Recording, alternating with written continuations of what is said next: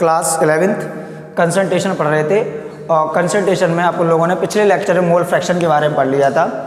आज के लेक्चर में हम लोग मोलैरिटी के बारे में पढ़ेंगे। 3rd नंबर कंसंट्रेशन, ध्यान देना। मोलैरिटी बहुत इंपॉर्टेंट आर्टिकल है, मतलब केमिस्ट्री है तो मोलैरिटी है नहीं, फिजिकल केमिस्ट्री है तो मोलैरिटी है, ऑर्गेनिक केमिस्ट्री है तो मोलैरिटी है, इनऑर्गेनिक केमिस्ट्री है तो मोलैरिटी है, मतलब केमिस्ट्री है तो मोलैरिटी है। इंटरनेशनल लेवल पे इसका सिंबल होता है कैपिटल एम। कैपिटल एम से लिखते हैं मोलैरिटी को। और इसकी डेफिनेशन क्या होती है, समझना जरा डेफिनेशन क्या होती है। जैसे आपका ये कोई वेसल है और इस वेसल में मैंने आपसे कहा कि एक सॉल्यूशन है 1 लीटर। कितना सॉल्यूशन है? 1 लीटर सॉल्यूशन है, ठीक है, इस वेसल के अंदर। अच्छा, इस वेसल के अंदर 1 लीटर सॉल्यूशन है और मैंने आपको बता दिया कि मैंने इसमें 2 मोल सॉल्यूट डाला है। कितने मोल सॉल्यूट डाला है? 2 मोल सॉल्यूट डाला है। तो what is the molarity? Molarity कुछ नहीं होती है। मोलैरिटी का मतलब ये होता है कि सॉल्यूशन में, किसी भी सॉल्यूशन में कितने मोल सॉल्यूट है। अच्छा, अगर मतलब कि 1 लीटर सॉल्यूशन में कितने मोल सॉल्यूट है, दैट्स कॉल्ड मोलैरिटी। जैसे मैं इसकी मोलैरिटी बोलूँगा तो क्या बोलूँगा? 2 मोल पर लीटर, 2 मोल पर लीटर। इसका मतलब क्या हुआ कि 1 लीटर सॉल्यूशन में 2 मोल सॉल्यूट है, इसकी मोलैरिटी 2 हो गई, 2 मोल पर लीटर। अच्छा, एक बात बताओ, अगर आपको 1 लीटर सॉल्यूशन में ये पता चल गया कि 2 मोल सॉल्यूट है तो सर डेफिनेटली आप 10 लीटर में भी बता सकते हो कितने मोल सॉल्यूट होगा।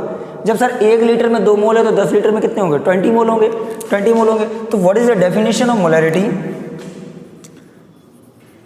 Moles of solute present in 1 litre of solution. Moles of solute present in 1 litre of solution. अच्छा, ये मोल्स के फार्मूले ऑलरेडी हम आपको बता चुके थे। मोल्स के 3 फार्मूले बताए थे। पहला given weight upon molecular weight, दूसरा given number upon Avogadro's number, तीसरा गिवन वॉल्यूम। अगर ml में है तो 22400। ये मोल्स के आपको 3 फार्मूले बता दिए थे। तो अगर हम मोलैरिटी का फार्मूला लिखना चाहेंगे तो what is the formula of molarity? तो मोलैरिटी का फार्मूला हो जाएगा molarity equal two moles of solute upon volume of solution. किसका वॉल्यूम है? सॉल्यूशन का, वो भी किस में? लीटर में। वॉल्यूम ऑफ सॉल्यूशन किस में? लीटर में। तो यहाँ से अगर आप मोलैरिटी की यूनिट निकालो तो मोलैरिटी की यूनिट क्या आएगी? सर मोल खुद यूनिट है, तो मोल की यूनिट हो गई मोल, और सॉल्यूशन की यूनिट सॉल्यूशन किस में? लीटर में। तो what is the unit of molarity? Mole per litre. क्या हो जाएगा? मोल पर लीटर। बात समझ में आई? तो मोलैरिटी क्या हो गया? Moles of solute present in 1 litre of solution. ये डेफिनेशन हो गई। अच्छा, चलिए आगे देखते हैं। मोलैरिटी बराबर moles of solute upon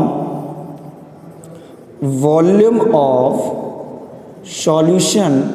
question में अगर सॉल्यूशन का वॉल्यूम ml में दिया गया है, ml में, आपको रखना किस में? लीटर में। Then after divide by 1000। जब इसको 1000 से ऐसे करके डिवाइड करोगे तो ये तुरंत ऊपर चला जाएगा, ऐसे करके, देखो ऐसे करके ये ऊपर चला जाएगा। तो ये भी फार्मूला किसका आ गया? मोलैरिटी का। मोस्ट ऑफ केसेस में यही यूज़ होता है, क्योंकि आपको क्वेश्चन में जो वॉल्यूम दिया जाता है वो किस में दिया जाता है? ml में दिया जाता है। अच्छा, अगर इसमें देखो तो इससे एक फार्मूला और निकल के आएगा, क्या? मोल्स ऑफ सॉल्यूट का अगर देखो तो मोल्स ऑफ सॉल्यूट क्या होंगे? अरे मोलैरिटी इनटू वॉल्यूम लीटर में। ये काम की चीज़ है, इसलिए बार बार ये सारी चीज़ें बता रहे हैं। मोल्स ऑफ सॉल्यूट क्या हो जाएगा? मोलैरिटी इनटू वॉल्यूम लीटर में, ठीक है। जैसे एक न्यूमेरिकल देख लें अगर आप लोग, न्यूमेरिकल क्या है? न्यूमेरिकल देखेंगे, न्यूमेरिकल क्या है, देखिए 30 gram of acetic acid dissolve in 250 ml of solution, then what is the molarity of solution? Molarity of solution. अच्छा, थोड़ा इसको अच्छा बनाएं, अच्छे तरीके से बनाएं अगर इस क्वेश्चन को, तो ऐसे करके अगर हम लिख दें कि what is the concentration of solution in mole per litre. अब हमने इसमें कुछ अलग से ऐड नहीं किया है, मैंने कह दिया concentration of solution in mole per litre. तो आपको ये दिमाग लगाना चाहिए कि कंसंट्रेशन मोल पर लीटर में कौन होती है, सर मोलरिटी। डायरेक्ट लिख देते तो भी कोई दिक्कत नहीं थी, अब उसने लिख दिया कि concentration of solution mole per litre, इसका मतलब अभी भी वो मोलरिटी आपसे पूछ रहा है। क्या पूछ रहा है, मोलरिटी। तो आपको दिया गया है वेट, दिया गया है सॉल्यूट का, सॉल्यूशन का वॉल्यूम दिया गया है 250 ml, और आपसे कंसंट्रेशन निकालने के लिए बोल रहा है। चलो, आपको पता होना चाहिए मोलरिटी का फार्मूला क्या होता है। इधर देखो, मोलरिटी का फार्मूला आपको पता है। पहले जरा देखो, ये वाला लगाओगे कि ये वाला, नीचे वाला, क्योंकि सॉल्यूशन का वॉल्यूम किस में दिया गया है, ml में दिया गया। किस में दिया गया, ml में। 30 gram of acetic acid, 30 gram of acetic acid. फार्मूले में आपको सॉल्यूट के क्या चाहिए, मोल। आपको सॉल्यूट का क्या दिया गया है, वेट दिया गया, और कितना दिया गया है, 30 ग्राम। और सॉल्यूट है क्या, acetic acid. What is the formula of acetic acid, CH3COOH। Carbon 12, hydrogen 1 × 3, फिर ऑक्सीजन 16 × 2, हाइड्रोजन 1। इसको सॉल्व करोगे तो आएगा 60। तो इसका ये मोल का वेट आ गया 60। तो यहाँ से सॉल्यूट के मोल निकालोगे तो 30/60 डिवाइड करोगे 1/2 आ जाएगा। मोलरिटी में मोल्स ऑफ सॉल्यूट 1/2 रखोगे। सॉल्यूशन का वॉल्यूम 250 ml दिया गया है, तो 250 ml हो गया, ऊपर क्या हो गया 1000 हो गया, सब कट के 2 मोल पर लीटर हो गया। कितना हो गया, 2 मोल पर लीटर। इसका मतलब क्या हुआ कि 1 लीटर सॉल्यूशन में 2 मोल सॉल्यूट है। अगर क्वेश्चन के हिसाब से बोलो तो 1 लीटर सॉल्यूशन में 2 मोल एसिटिक एसिड है। अच्छा, 1 लीटर सॉल्यूशन में 2 मोल एसिटिक एसिड है, ये मोलरिटी हो गई इसकी। आधा लीटर सॉल्यूशन में कितने मोल होगा, आधा लीटर में कितना होगा, 1 मोल एसिटिक एसिड। अच्छा, 250 ml में कितना होगा, आधा मोल एसिटिक एसिड। तो वही तो है, आधा मोल एसिटिक एसिड। कितने सॉल्यूशन में, 250 ml सॉल्यूशन में। कितने में, 250 ml सॉल्यूशन। तो मोलरिटी से मतलब कोई बहुत बड़ी चीज नहीं है, ये किसी सॉल्यूशन में कितना सॉल्यूट है ये फिक्स करके बता देता है कि 1 लीटर में इतना है। और सर जब आपको पता चल गया कि 1 लीटर में अगर हम 2 ml एसिटिक एसिड, 2 मोल एसिटिक एसिड डालेंगे तो वो सही सॉल्यूशन है, तो 1 लीटर में तुम्हें पता चल गया, तो तुम 10 लीटर सॉल्यूशन बना लो, 100 लीटर बना लो, 50 लीटर बना लो, तुम पे डिपेंड करता है, जितना बनाना बना लो। बात समझ गए कि नहीं समझ गए, कोई दिक्कत। इसको नोट करो, फिर एक अच्छा न्यूमेरिकल बता रहे हैं। ठीक है, देखिए आगे चलिए, आगे देखो।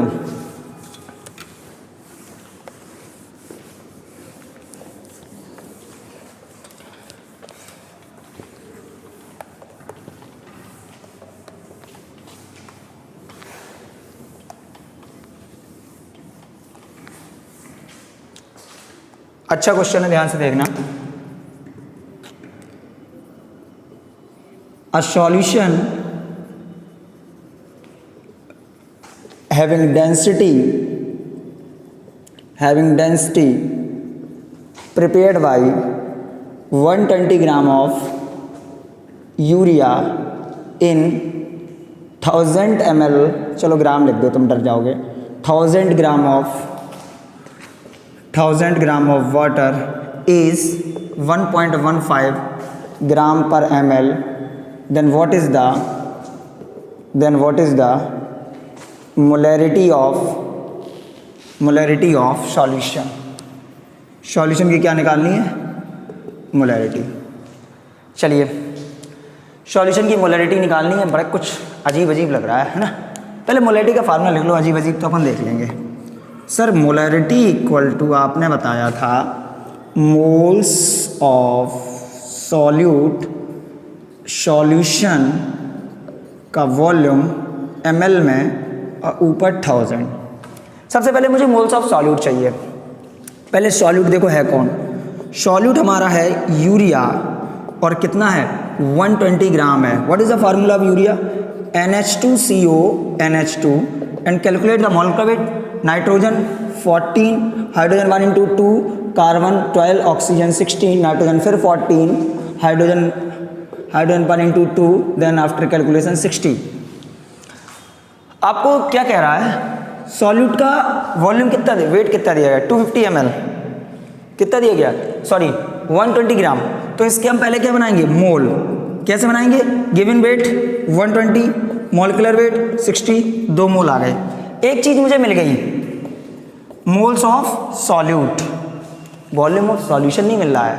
क्वेश्चन पढ़ो ध्यान से, कह रहा है सॉल्यूशन हैविंग डेंसिटी, ए सॉल्यूशन हैविंग डेंसिटी, और डेंसिटी साले देखो कहाँ लिखी आके, यहाँ पे जरा देखो डेंसिटी सॉल्यूशन की कितनी है 1.1 ग्राम पर ml, यही तो है क्वेश्चन, कलाकारी दे रहा है 1.1 ग्राम पर ml।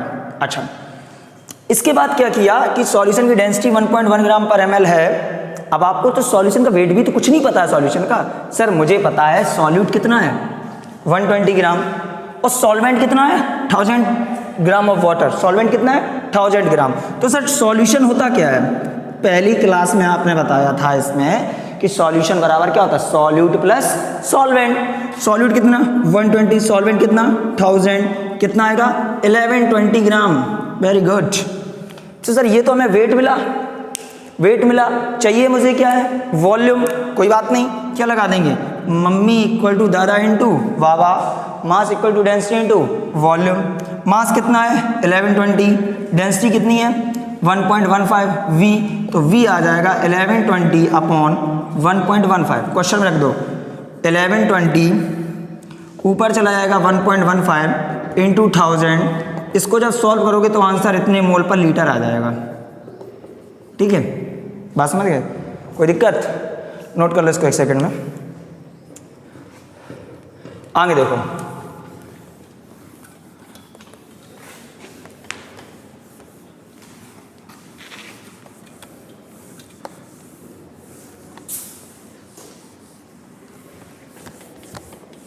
चलिए आगे क्या है, मोलरिटी का आपने 2-3 फार्मूले देख लिए, एक फार्मूला और देखो मोलरिटी का फार्मूला, क्योंकि आप अगर दूसरे तरीके से वो न्यूमेरिकल लगाओगे तो पक्का आपको बहुत टाइम लगेगा। एक शॉर्ट ट्रिक में फार्मूला है मोलरिटी का, क्या, % into D into 10 upon molecular weight. अगर आप इसका यूज़ करोगे तो वो क्वेश्चन बहुत ही जल्दी लग जाएगा। डी यहाँ पे डेंसिटी है, डी यहाँ पे डेंसिटी है, डी क्या है डेंसिटी, सॉरी डी आपकी क्या है डेंसिटी है, बात समझ में आई। और डेंसिटी आपकी किस में होगी, ग्राम पर ml में होगी। जैसे क्वेश्चन देखो आपको किस तरीके का क्वेश्चन मिलेगा, कह रहा है 98% by weight aqueous solution of 98% by weight aqueous solution of sulphuric acid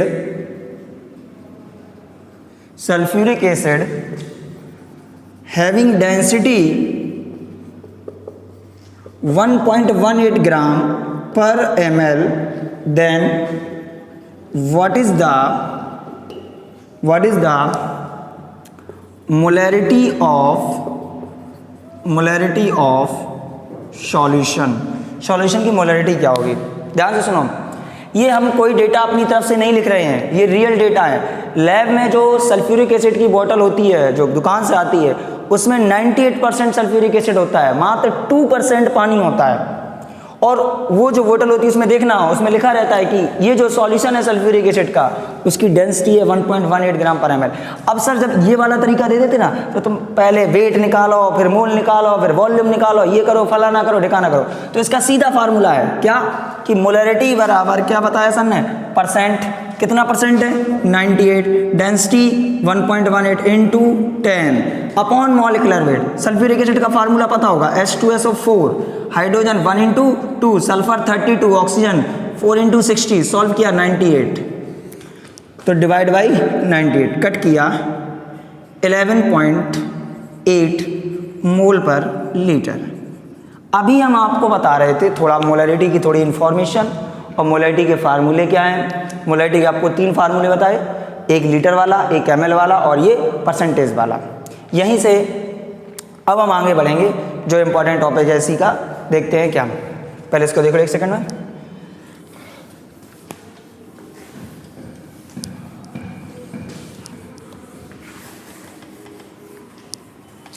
topic है effect of dilution on molarity. Effect of dilution on molarity. किसी सॉल्यूशन को डाइल्यूट कर दिया जाए तो उसकी मोलैरिटी पे क्या फ़र्क पड़ेगा। किसी सॉल्यूशन को डाइल्यूट कर दिया जाए तो उसकी मोलैरिटी पे क्या फ़र्क पड़ेगा। ध्यान से सुनना। एक्चुअली आप मुझे एक बात बताओ, जरा ध्यान से सुनना और बात बताना कि जैसे आपने एक गिलास पानी लिया, चलो एक जग में एक गिलास पानी लिया और उसमें आपने 10 ग्राम चीनी डाल दी, ठीक, शरबत बन गया। एक गेस्ट और आ गया, आपने उसमें एक गिलास पानी और डाल दिया, चीनी नहीं डाली। क्या पानी डालने से चीनी का अमाउंट बदल गया? नहीं बदला। लेकिन शरबत जो पहले मीठा था वो शरबत बेइज्जती कराने के लिए काफ़ी है, ठीक है, क्योंकि 2 गिलास में वही 10 ग्राम चीनी है। तो एक बात सुनो ध्यान से, बात क्या है, हम कहना क्या चाह रहे हैं आपसे कि आप किसी भी सॉल्यूशन में, सॉल्यूशन को अगर डाइल्यूट करोगे तो डाइल्यूट करने के लिए उसमें सॉल्वेंट ऐड करोगे, तो उसमें जो सॉल्यूट है, जैसे चीनी थी, इसका अमाउंट कभी चेंज नहीं होगा। सॉल्यूट का अमाउंट कभी चेंज नहीं होगा। देखो एक गिलास में 10 ग्राम चीनी थी, आपने एक गिलास पानी और डाल दिया, चीनी अभी भी 10 ग्राम है, चीनी अभी भी 10 ग्राम है। बात समझ गए? इसका मतलब है कि डाइल्यूशन करने पर ऐसी कौन सी चीज है जो चेंज नहीं होती है सॉल्यूशन की, तो वो है मोल्स ऑफ सॉल्यूट। वहां पे शुगर सॉल्यूट था तो मोल्स ऑफ सॉल्यूट। तो पहले एक पॉइंट लिखेंगे इफेक्ट ऑफ डाइल्यूशन में कि after dilution moles of solute remains same.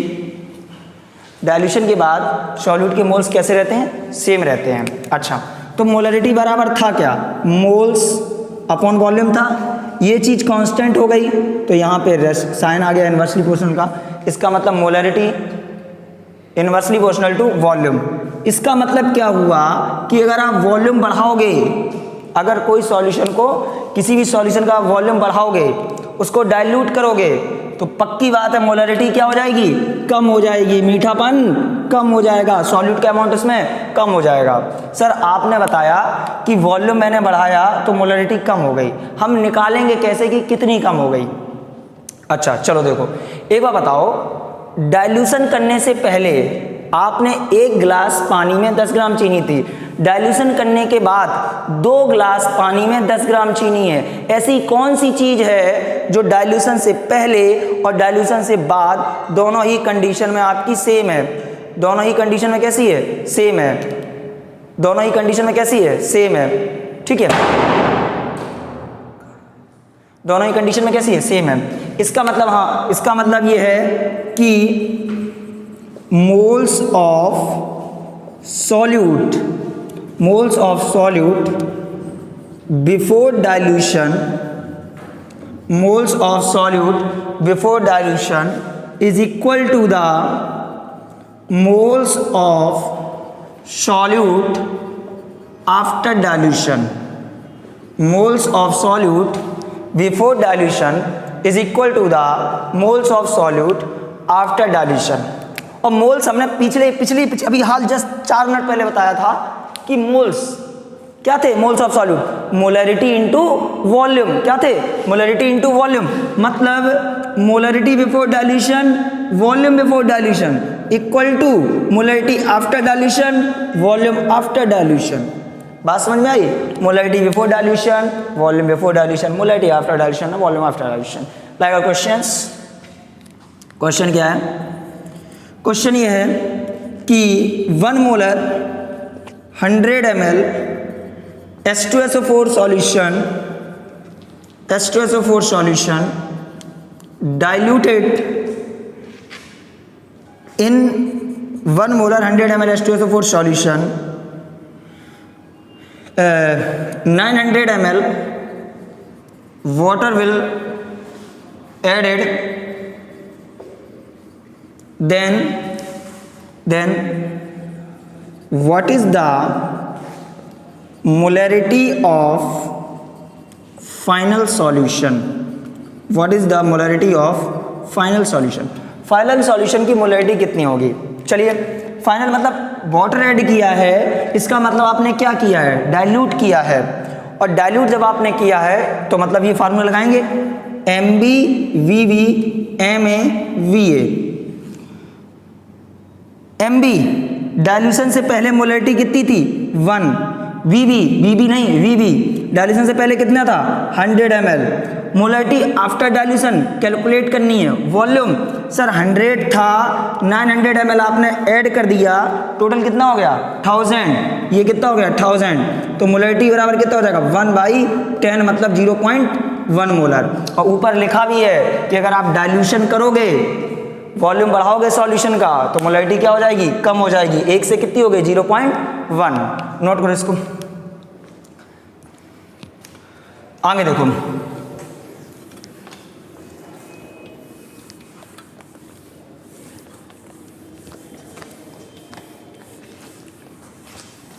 कुछ शब्द हैं, ध्यान से देखना। कुछ शब्द क्या है? शब्द ये हैं कि अगर आपको क्वेश्चन में कहीं लिखा मिल जाए सेमी मोलर, इसका मतलब होता है 1/2 मोलैरिटी है इसकी। क्वेश्चन में कहीं लिखा मिल जाए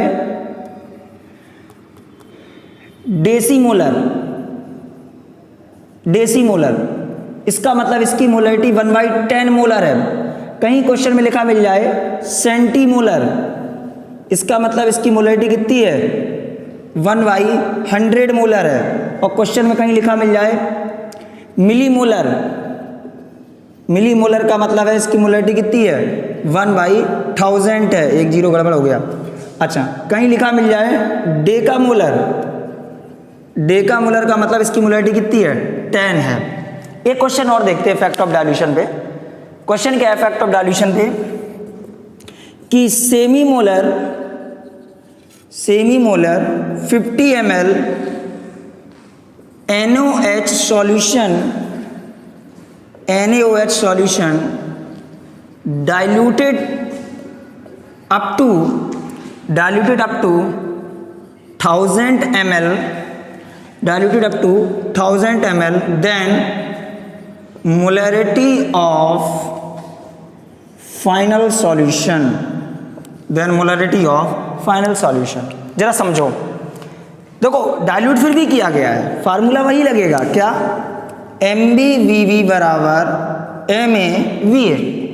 बराबर MaVa। अच्छा, Mb डाइल्यूशन से पहले मोलैरिटी सेमी का मतलब 1/2, वॉल्यूम 50।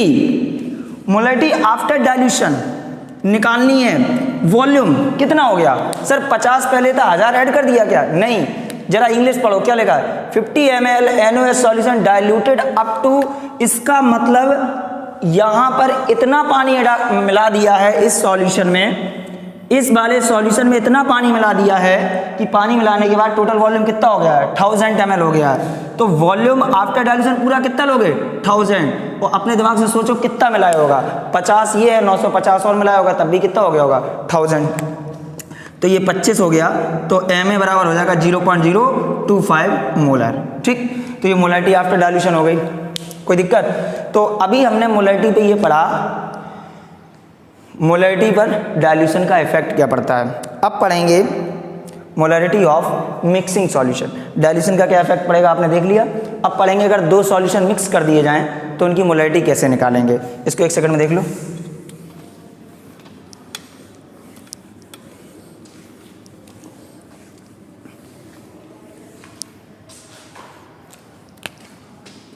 तीसरा टॉपिक है मोलैरिटी का, मोलैरिटी ऑफ मिक्सिंग सॉल्यूशन, कि अगर दो सॉल्यूशन मिक्स कर दिए जाए तो इनकी मोलैरिटी क्या होगी। एक बार बताओ, अगर एक सॉल्यूशन चीनी का है, दूसरा सॉल्यूशन चीनी का है,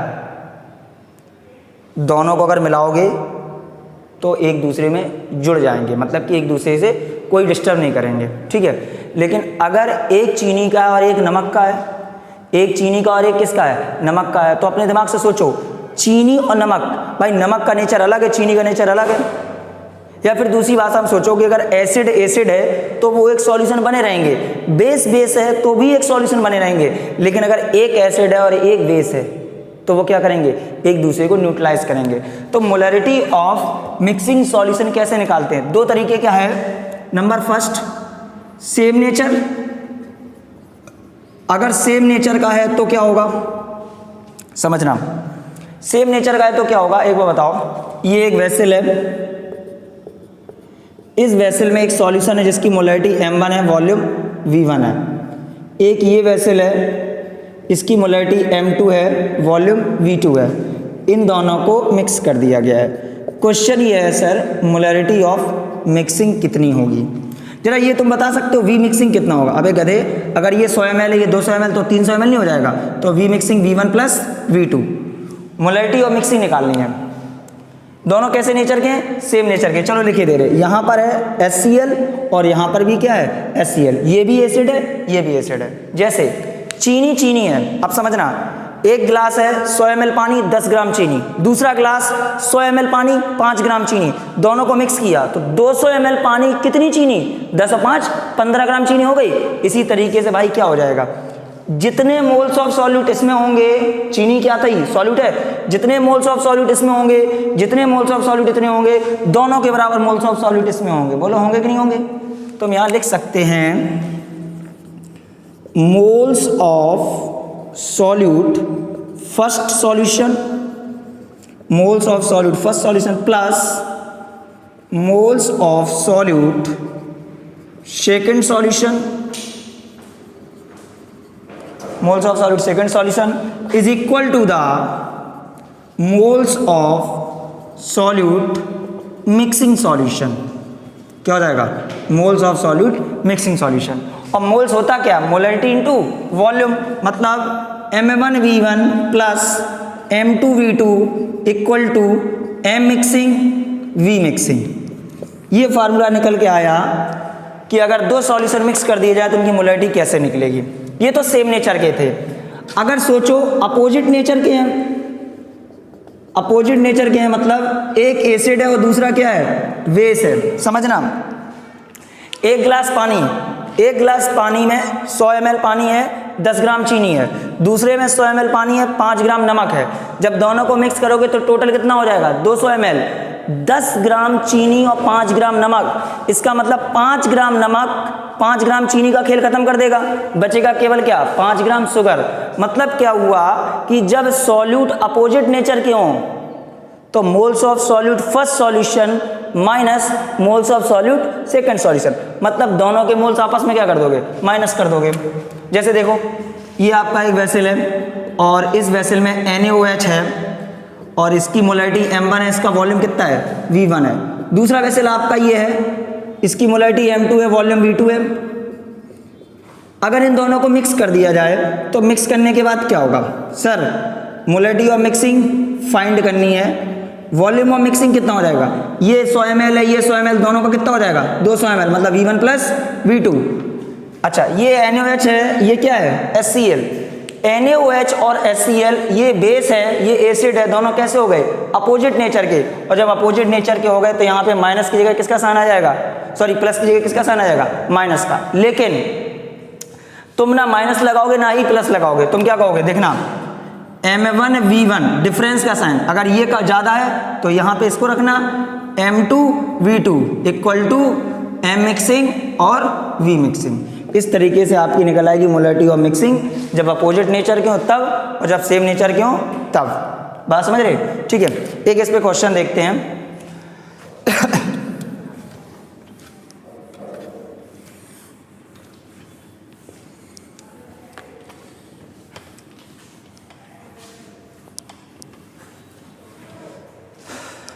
आगे क्या है, न्यूमेरिकल देखो, एक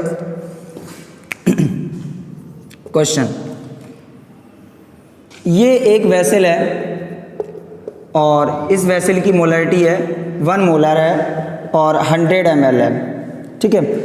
और ये HCl का ले लिया मैंने। एक आपका ये है, इसकी मोलरिटी 2 मोलर है, वॉल्यूम 200 ml है और ये आपका है NaOH का।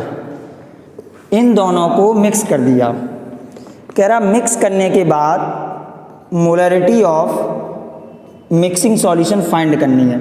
और कह रहा जब इन दोनों को मिक्स किया तो मैंने इसमें अपनी तरफ से 700 ml वाटर और ऐड कर दिया, मतलब मिक्स भी किया और मिक्स करने के बाद इसको डाइल्यूट भी कर दिया। देखना, पहले मिक्स किया और मिक्स करने के बाद फिर कह रहा कि 700 ml पानी और मिला दिया। तो कह रहा मोलरिटी और मिक्सिंग निकालो। अब सर भी मिक्सिंग थोड़ा खतरे वाला हो गया। सबसे पहले यहाँ एक चीज देखते हैं कि ये HCl है और ये NaOH है, दोनों अपोजिट नेचर के हैं। अच्छा, इसके M1V1 और इसके M1V1 में मल्टीप्लाई करके देखो सर, 100 × 1 100, 200 × 2 400, मतलब ये ज़्यादा है, NaOH के ज़्यादा है। तो फार्मूला कैसे लगाएंगे? M2V2 minus M1V1 equal to M mixing, this is V mixing. M2V2 molarity 2, volume 200 minus M1 1 molarity 100, M mixing find करना है इनटू V मिक्सिंग। देखो ध्यान से, 200 ml यहाँ से आया, 100 ml यहाँ से आया, कितना हो गया? 300 ml। और सर 700 ml हमने अपने लोटे से मिला दिया, तो टोटल कितना हो गया? 1000 ml। तो ये 200 400 में से गए 300 बटे 1000 कट किया, 0.3 molar. This is the molarity of mixing solution. बात समझ गए? ऐसे बहुत सारे क्वेश्चन हैं।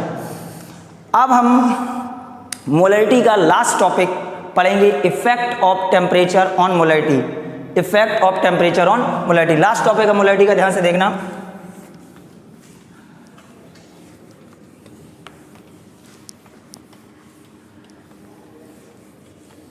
टेम्परेचर का क्या इफेक्ट पड़ेगा मोलरिटी पे? जल्दी जल्दी देखो,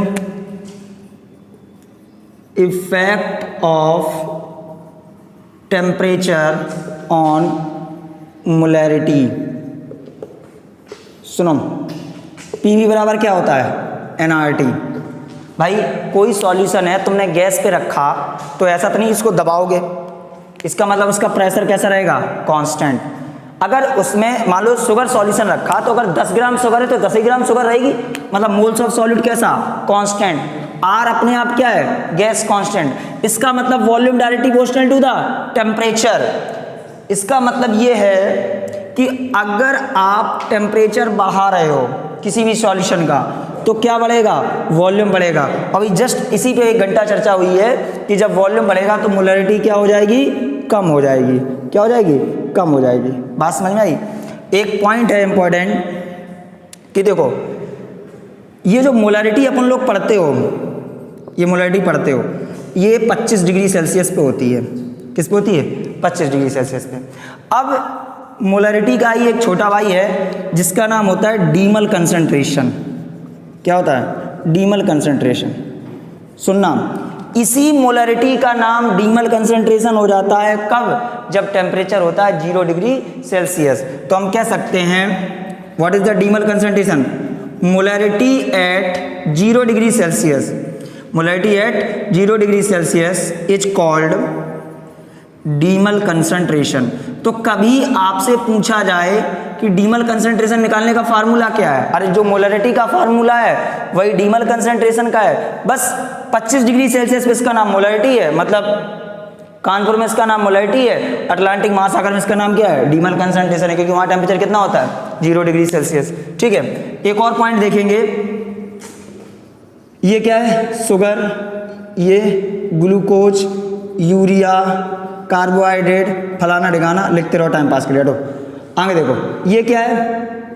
NaCl, ये KCl, ये CaCl2, ये AlCl3। एक बार बताओ, कभी तुमने sugar, glucose, urea, carbohydrate, protein, इन सबको आयनाइज होते हुए देखा है? मतलब ये आयंस में टूट जाए? नहीं होता है। ये कैसे होते हैं? Non ionic. कैसे होते हैं? Non ionic. और तुमने देखा होगा NaCl Na+Cl- टूट जाता है, KCl K+Cl- टूट जाता है। तो ये आपके सॉल्यूट कैसे हैं? आयनिक सॉल्यूट है। कैसे सॉल्यूट हैं? आयनिक सॉल्यूट है। ये आपके नॉन आयनिक सॉल्यूट है और ये कैसे हैं? आयनिक सॉल्यूट है। तो ध्यान से सुनो, नॉन आयनिक सॉल्यूट की कंसंट्रेशन मोल पर लीटर में है, यही तो पढ़ रहे इतनी देर से। नॉन आयनिक सॉल्यूट के लिए कंसंट्रेशन मोल पर लीटर में बोलते हैं मोलैरिटी। क्या बोलते हैं? मोलैरिटी, जो कि पढ़ रहे हो। तो बता क्या जा रहे हैं? बताने ये जा रहे हैं कि आयनिक सॉल्यूट की कंसंट्रेशन मोल पर लीटर में, आयनिक सॉल्यूट के लिए कंसंट्रेशन मोल पर लीटर में। अब तुम कहोगे मोलैरिटी बोलेंगे, नहीं, अब इसका नाम हो जाएगा फॉर्मेलिटी। क्या नाम हो जाएगा? फॉर्मेलिटी। तो what is the formality? Formality वास्तव में फॉर्मेलिटी ही है, एक तरीके से कोई कंसंट्रेशन, ये फॉर्मेलिटी है। मतलब क्या है कि जो मोलैरिटी ही है, फॉर्मेलिटी क्या है? मोलैरिटी ही है। बस अगर क्वेश्चन में सॉल्यूट आयनिक सॉल्यूट है तो उस मोलैरिटी का नाम क्या हो जाएगा? फॉर्मेलिटी हो जाएगा। मतलब डेमल कंसंट्रेशन और फॉर्मेलिटी क्या है? कुछ नहीं है, मोलैरिटी है। क्या है? मोलैरिटी है। डेमल कंसंट्रेशन क्या है? 0 डिग्री सेल्सियस पे जो मोलैरिटी है तो वो डेमल कंसंट्रेशन है। और फॉर्मेलिटी क्या है? अगर आयनिक सॉल्यूट ले लिए तो मोलैरिटी का नाम क्या है? फॉर्मेलिटी। अगर नॉन आयनिक सॉल्यूट है तो मोलैरिटी है ही। बात समझ आए? तो यहाँ से अब आपका मोलैरिटी का पूरा टॉपिक खत्म होता है। अगली लेक्चर में स्टार्ट करेंगे नई कंसंट्रेशन मोलैरिटी। ठीक है, ओके, थैंक यू।